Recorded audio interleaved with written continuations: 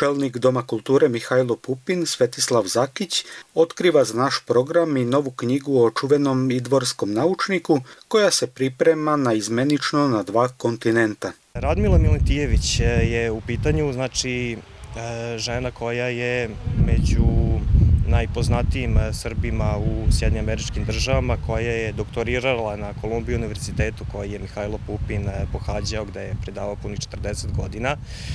I sa njom smo takođe uspostavili saradnju, probat ćemo da joj pomognemo u samom štampanju te knjige tako što ćemo joj dostaviti sav potreban materijal, a knjiga bi trebalo da izađe iz štampe da li tokom leta ili tokom jeseni ove godine.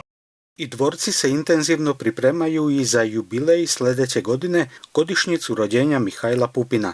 Čuveni naučnik, profesor, rodoljub i publicista, rođen je 9. oktobra 1854. godine. Očekuje nas znači ta 2019. godina koja će biti jubilarna. Ja se nadam da će do tada, bar ako ništa drugo, 9. oktobar biti obeležen, ako ne na isti način kao i do sada, u saradnji sa Fondacijom Mladen Selak, a u prisustvu mnogobrojnih istaknutih zvanica.